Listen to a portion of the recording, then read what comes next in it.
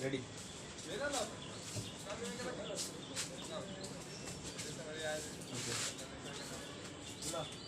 Good morning, everyone. Today we discuss on our history, chapter 1, nationalism in Europe.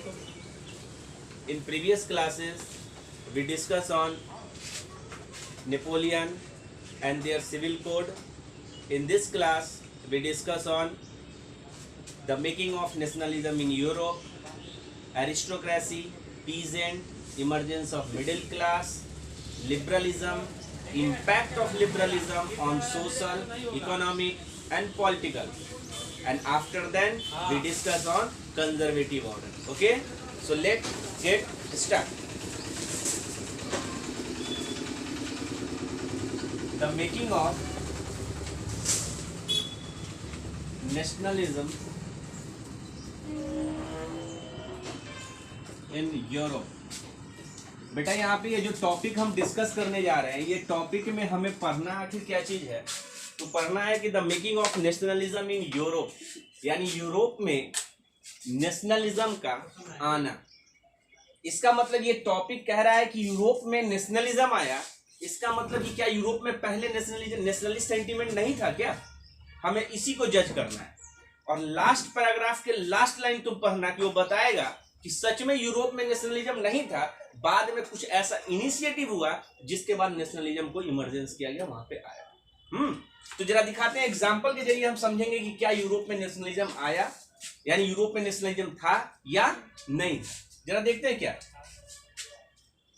Example में देखते हैं। बेटा इन्होंने हंगरी का एक एग्जाम्पल लिया है। ये हंगरी के एग्जाम्पल में दिखाया कि हंगरी का नॉर्दर्न पार्ट, इसका सदर्न पार्ट और इसके कुछ रीजन्स है। जरा देखो, हंगरी के नॉर्दर्न पार्ट में मागियार लैंग्वेज बोली जाती है। कौन सी लैंग्वेज? मागियार लैंग्वेज। इस हंगरी के सदर्न पार्ट, जिसको गैलिसिया रीजन बोलते हैं, कौन सा रीजन? Galicia reason. वहां पर जो एरिस्टोक्रेसी पीपल हैं, एरिस्टोक्रेट्स बोले तो सोसाइटी के अपर क्लास, बोले तो लैंड ओइंग क्लास, जिसके पास जमीन बहुत ज्यादा होती है, दोज आर एरिस्टोक्रेट्स। तो वो गैलिसिया रीजन में ये एरिस्टोक्रेट रहते थे, और ये aristocrat speak polish language. Which language? Polish language. ये पॉलिश लैंग्वेज बोलते थे। बेटा इसके मिडिल पार्ट में यहां पर various type of regional dialects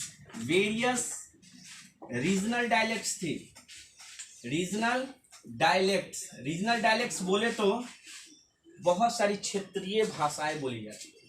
कहने का मतलब कि यूरोप में एक छोटा सा एग्जांपल लिया कंट्री का, हंगरी का, और हमने देखा कि सर उस कंट्री में भी डिफरेंट टाइप के लोग हैं जो डिफरेंट लैंग्वेज बोलते हैं, कल्चर है उनका, कस्टम है उनका।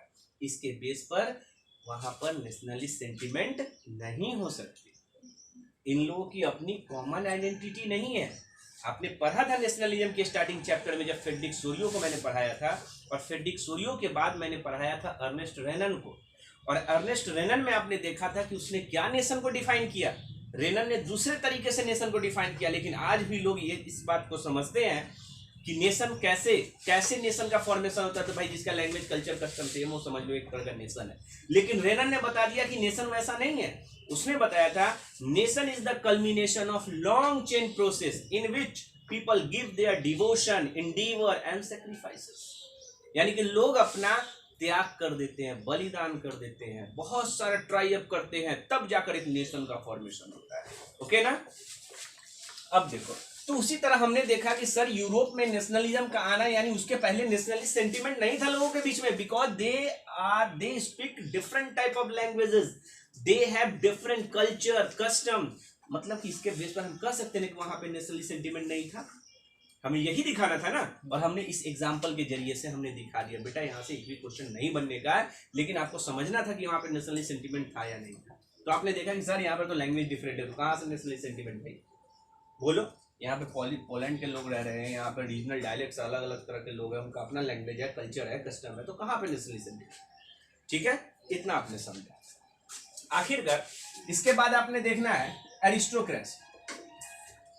आपसे कहेगा ये एरिस्टोक्रेसी क्या है, तो आप इसको एक लाइन में डिफाइन करना कि सर एरिस्टोक्रेसी, सर ये सोसाइटी की जो लैंड ओइंग क्लास होती है ना, लैंड ओइंग क्लास, यानी जिसके पास जमीन बहुत ज्यादा होती है वो है, यानी जमींदार टाइप के लोग, दीज आर एरिस्टोक्रेट्स, है ना।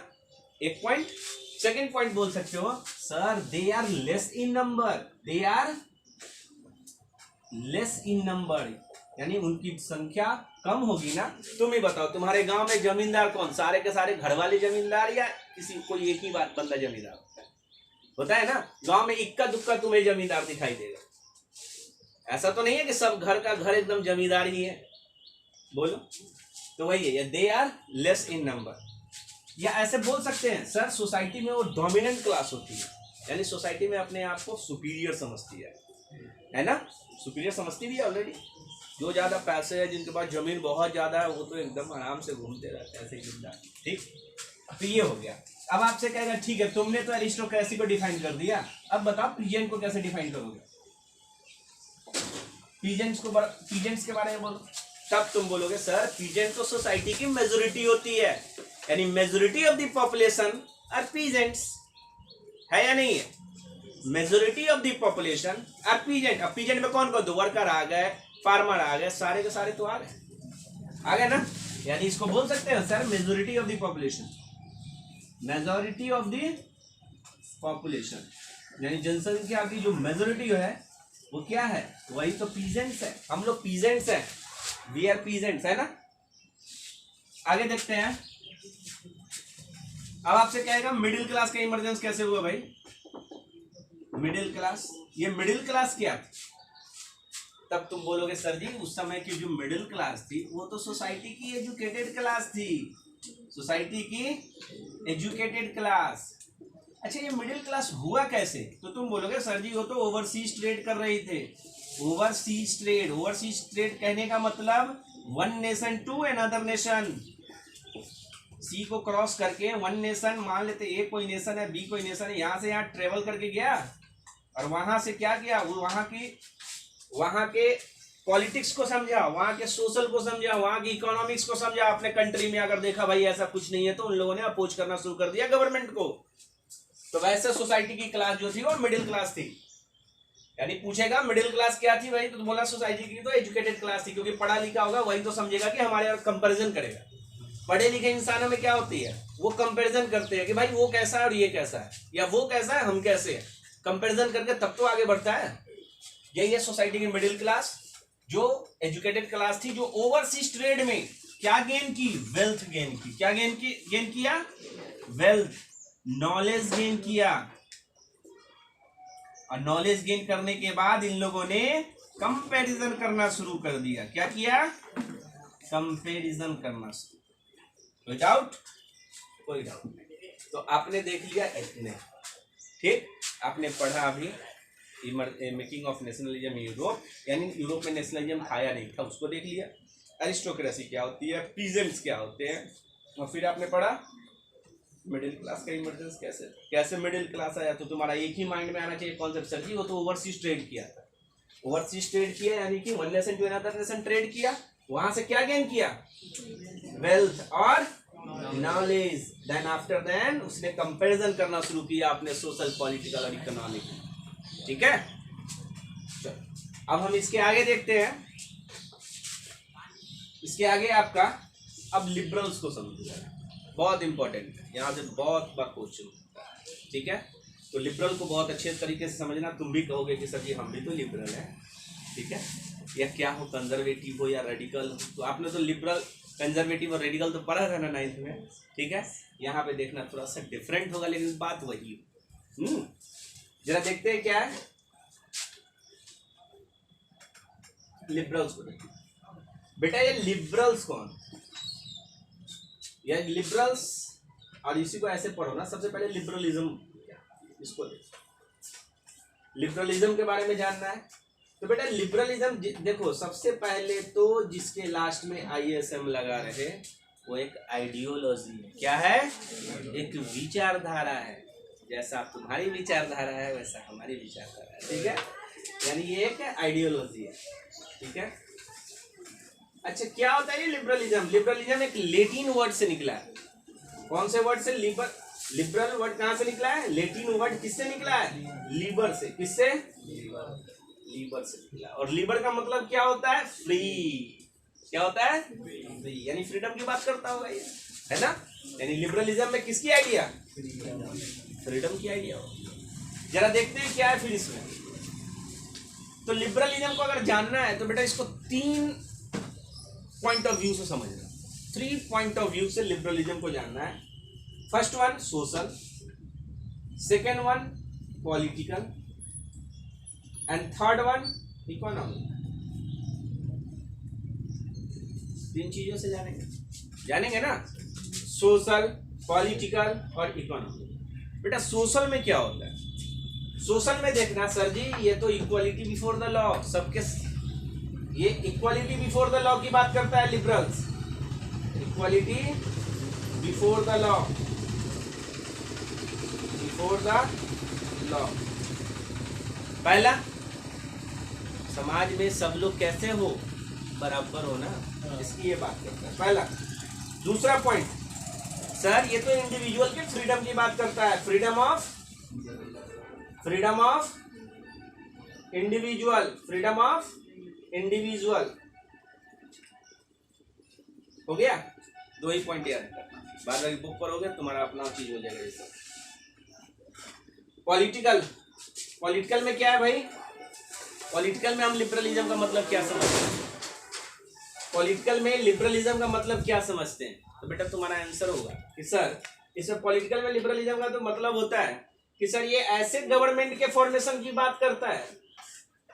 मतलब एक ऐसे गवर्नमेंट की फॉर्मेशन की बात किया जो बाय कंसेंट हो। बाय कंसेंट मतलब सबकी सहमति से सरकार बनी। यानी कि ये कॉन्स्टिट्यूशनल गवर्नमेंट की बात करता, कॉन्स्टिट्यूशनल पार्लियामेंटेरियन सिस्टम की बात करता। बोले तो गवर्नमेंट किस पे बेस्ड होना चाहिए? पार्लियामेंटेरियन सिस्टम पे। किसमें? पार्लियामेंटेरियन सिस्टम पे।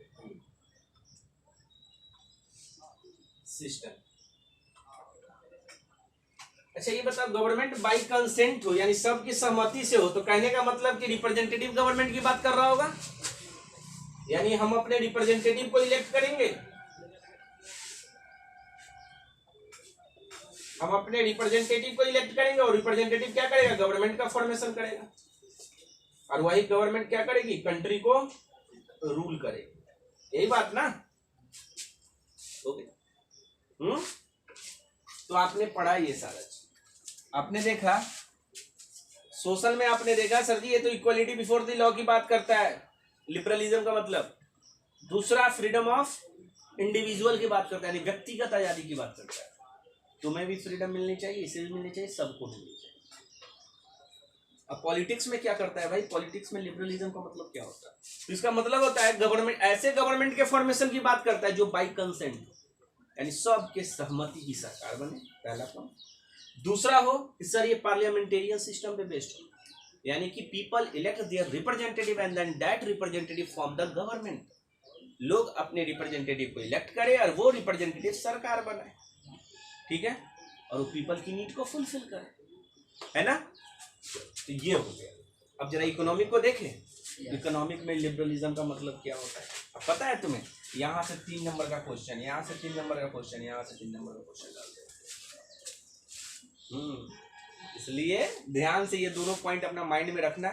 बुक पढ़ोगे, जब सीक्वेंस में बढ़िया तरीके से पढ़ोगे तो मजा आ जाएगा, तुम्हें खुद ब खुद पॉइंट मिलना शुरू हो जाएगा। अभी तो तुम्हारा कॉन्सेप्ट है ये सब चीज, ये अब तुम्हारा माइंड में कॉन्सेप्ट है।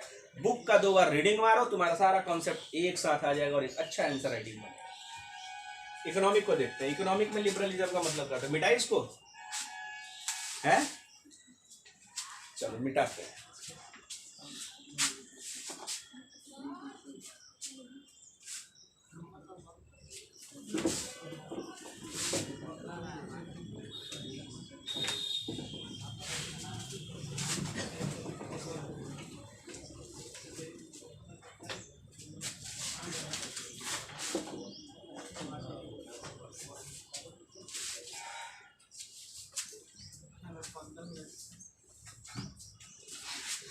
रेडी? अब देखते हैं इसको, इकोनॉमिक इम्पैक्ट, इकोनॉमिक पे क्या इम्पैक्ट पड़ता है। इकोनॉमिक में लिबरलिज्म का मतलब क्या है?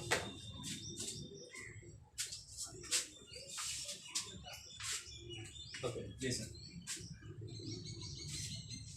सबसे पहले सर ये तो फ्रीडम ऑफ मार्केट की बात करता है, किसके?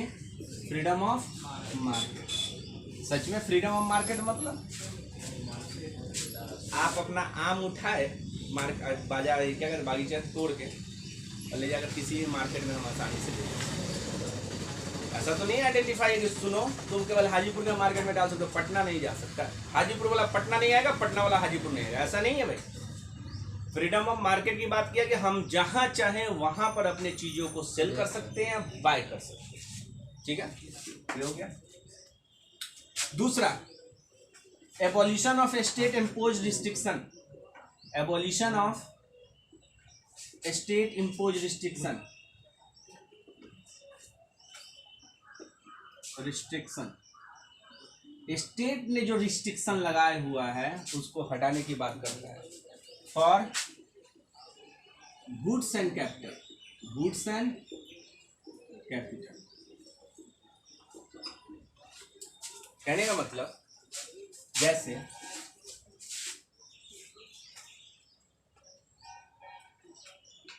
आप अपने चीजों को लोड कर रखे हैं, जैसे ही बिहार बॉर्डर को आपने क्रॉस किया, यूपी बॉर्डर में इन किया, तो हुआ क्या कि यहाँ पर जो बैरियर लगा हुआ है, ये बैरियर पे आपसे उसने 5% इस पे चार्ज ले लिया, मान लेते एग्जांपल ले। फिर आपने यूपी बॉर्डर को पार करके जैसे ही दिल्ली बॉर्डर में इन किया, यहाँ पर 5% चार्ज लिया। तो बेटा क्या हुआ कि आपकी प्रोडक्ट जो कुछ अमाउंट की थी उसमें तो आप ये इसको जोड़ते जाओगे ना, जोड़ते चले जाओगे तो चीजों का रेट ऐसा ही हाई हो जाएगा। और मान लेते हैं इस दिल्ली वाले रीजन में यही प्रोडक्ट बन रहा है, तो वो तो मिलेगा 10 रुपीज में, और आपका कितना पे? आपका तो बिकेगा कितना पे? 20 पे बिकेगा ना। तो फिर वो चीज खरीदेगा तुम्हारा। यानी स्टेट ने जो रिस्ट्रिक्शन लगा रखा था यही कि हमारे नाके में आओगे, हमारे बैरियर में आओगे तो भाई हम तुमसे इतना लेंगे, उसको तो हटाओगे तभी ना। लिबरल किसकी बात करता है? उसी को हटाने की बात करता है। यानी ये जो चीजें लग रही हैं ये नहीं होनी चाहिए। ठीक है, यानी कि abolition of state impose restriction for goods and, यानी हम सामान जो ले जा रहे हैं उसका, और कैपिटल जो लेन देन का अपना जो चीज ये हो गया। तो आपने इकोनॉमिक में इसको देखा। ठीक है, आखिरकार इस लिबरलिज्म को आपने पढ़ा तो यहां पर कुछ एग्जाम्पल्स है। एग्जाम्पल ये है, इसका एग्जाम्पल के जरिए दिखाया है क्या था लिबरलिज्म के टाइम, इकोनॉमिक स्फीयर में किस टाइप से लिबरलिज्म की डिमांड उठ गई थी। तो उन लोगों ने बताया कि हैम्बर्ग से न्यूरेमबर्ग जाने में, यूरोप का ही तो रीजन का पढ़ना है हमें, हैम्बर्ग से न्यूरेमबर्ग जाने में जो ट्रेडर्स होते थे अपने गुड्स के साथ उनको 11 कस्टम बैरियर को पार करना पड़ता। कितना? 11 कस्टम बैरियर। बेटा 11 कस्टम बैरियर कहने का मतलब वही नाका नंबर 1, नाका नंबर 2, नाका नंबर 3 ऐसे होता है ना। चीजों को ले जा रहे हो तो वहां पे रोकते हैं, और उसके बाद गवर्नमेंट अगर टैक्स इंपोज कर रखी तो टैक्स आपसे कलेक्ट करेगा। तो इस टाइप से 11 कस्टम बैरियर को क्रॉस करना पड़ता था, और एवरी कस्टम बैरियर पर उसको 5% एक्स्ट्रा चार्ज देना पड़ता था। एट लास्टली 11 को क्रॉस करते करते 55% हो गया, प्रोडक्ट की रेट हाई हो जाएगी ना। तब बताओ वहां पे जहां बेचने जाना है वहां पे अगर वो प्रोडक्ट बन रहा होगा तो कम रेट का है दूसरे का, और मेरा बिकेगा, सड़ जाएगा। ठीक है, एक तो ये बताया। दूसरा, उस समय जितना जो नेपोलियन के टाइम का एक इनिशिएटिव था कि नेपोलियन ने 39 जर्मन स्टेट का कन्फेडरेशन बनाया था, स्टेट का कन्फेडरेशन बनाया था, एक ग्रुप बनाया था, संघ बनाया था, एसोसिएशन बनाया था। और इन 39 स्टेट में सभी के डिफरेंट करेंसी थी। क्या थी? करेंसी। मान लेते हैं हम बिहार है, आप यूपी हैं, मध्य प्रदेश, ठीक है। हम आपके यहाँ जाएंगे तो मेरा करेंसी कुछ है, आपके यहाँ जाएंगे तो आपकी करेंसी कुछ, तो पहले एक्सचेंज करेंगे। आपके यहाँ जाएंगे फिर एक्सचेंज करेंगे। प्रॉब्लम हुआ ना ट्रेडर को। अब ये प्रॉब्लम लगी रहती थी, इसलिए लिबरलिज्म का मतलब होता था कुछ और चीजों को चेंज करना। दूसरा, आपने देखा था मेजरिंग यूनिट में भी बहुत सारी डिफिकल्टी थी।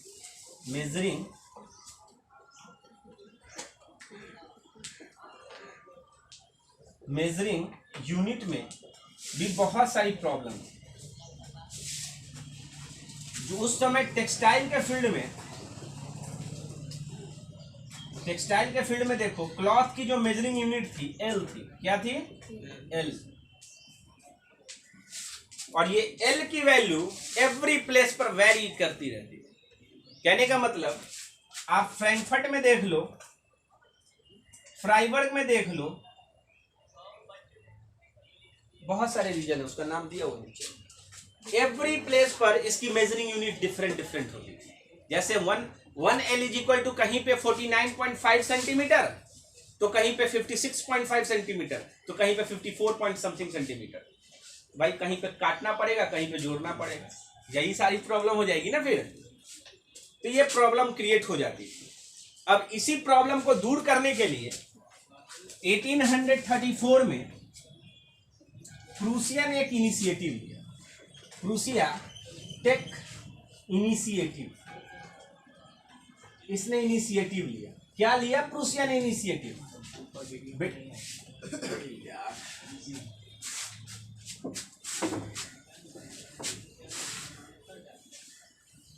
इसमें प्रूसिया ने एक 1834 में एक इनिशिएटिव लिया। बेटा क्या लिया था इनिशिएटिव? किसने? एक कस्टम यूनियन बनाया। क्या बनाया था? एक कस्टम यूनियन, और इसका नाम दिया था जॉल्वेरीन। पूछेगा what was Zollverein? Zollverein was a custom union. क्या था? Which was made by Prussia in which year? 1834। इस जॉल्वेरीन का दो काम था। पहला काम क्या था? कुछ पढ़ तो, क्या है उसमें लिखा हुआ? जॉल्वेरीन देखो, नो डाउट।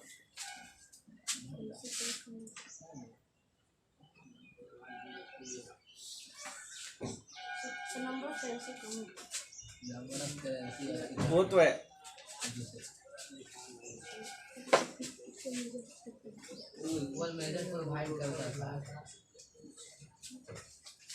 देखो first point, abolish tariff barrier. Abolish tariff barrier. Tariff barrier, इसने बैरियर को एबॉलिश कर दिया। और second one is reduce currency into 32। कितना से कितना कर दिया? 32 कर। ठीक है, तो ये जॉल्वेरीन का दो काम, एबॉलिश करना टैरिफ बैरियर का, reduce currency from 30 to 2, and also बस। तो आपने देखा what was Zollverein? Zollverein was a custom union which was made by Prussia in 1834. The main feature of Jolverin was to abolish tariff barrier and also to reduce currency into 32. कहने का मतलब, जो German confederation का 39 state था ना, उसमें 30 currency चलता है, यानी 30 स्टेट में डिफरेंट करेंसी थी। उन सारे करेंसी को घटा करके अब 2 पे कर दिया, यानी कि कुछ सब जगह इक्वल कर दिया। हमारे यहाँ रुपया है तो तुम्हारे यहाँ भी रुपया होगा, इसके यहाँ भी रुपया होगा, सबके यहाँ। ठीक है, तो इस टाइप से। अब आगे पढ़े।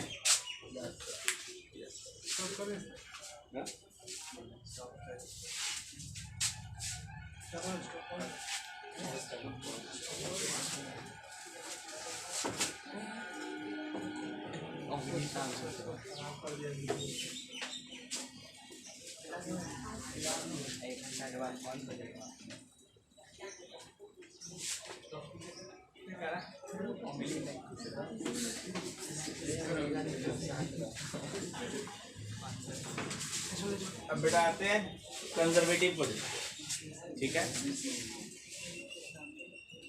जरा ध्यान से समझो। ट्रीटी ऑफ वियना तो इसी में पढ़ा जाएगा। ट्रीटी ऑफ वियना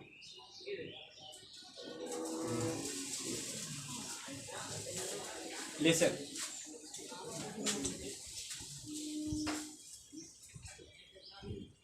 सबसे पहले treaty of Vienna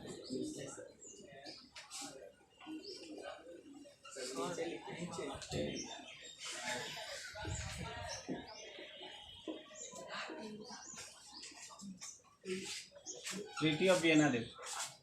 treaty of Vienna 1815 बेटा very very important question topic, ठीक है, एग्जामिनेशन पॉइंट ऑफ व्यू से बहुत इंपॉर्टेंट। आपने याद होगा 1814-15 में नेपोलियन डिफीट होता है, हार जाता है, किसमें, कौन से बैटल में, battle of Waterloo, battle of Waterloo. और इसमें डिफीट होने के बाद, और इसमें डिफीट कौन करता है इसे, ब्रिटेन, प्रूसिया, ऑस्ट्रिया, रसिया, ये सारे कंट्री मिलकर किसको डिफीट किया, नेपोलियन। और डिफीट करने के बाद इन सभी ने 1815 में वियना प्लेस पे एक ट्रीटी किया, और इसी ट्रीटी को बोलते हैं ट्रीटी ऑफ वियना। क्या था ये ट्रीटी ऑफ वियना? बेटा इसका पहला, अच्छा इसमें इस वियना प्लेस पर जो ट्रीटी हुई थी इसको लीड किया था ऑस्ट्रियन चांसलर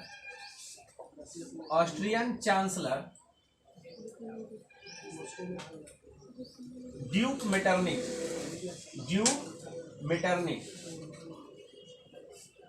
ये इसको लीड किया, ठीक है। इस ट्रीटी ऑफ वियना में क्या क्या काम हुआ भाई? इसने सबसे पहला काम किया, फर्स्ट बर्बन डायनेस्टी को रिस्टोर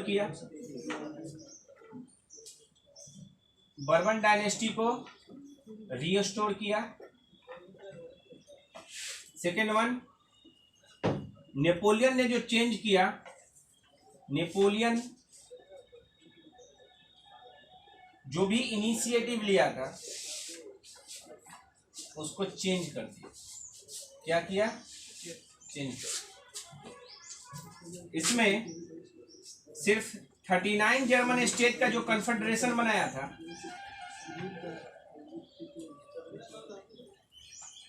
उसको लेफ्ट अनटच्ड, उसको छुआ तक नहीं, ठीक है। Fourth point, sir France future में अपनी पावर को एक्सीड ना करे, फ्रांस फ्यूचर में अपने पावर को एक्सीड ना करे, इसके लिए इसके बॉर्डर पे पावरफुल नेशन को एस्टैब्लिश कर दिया, पावरफुल नेशन को एस्टैब्लिश कर दिया, ठीक है। ये सारा काम है ना, और भी कुछ है तो आज की क्लास यहीं पे स्टॉप करते हैं, ट्रीटी ऑफ वियना के साथ, ठीक है।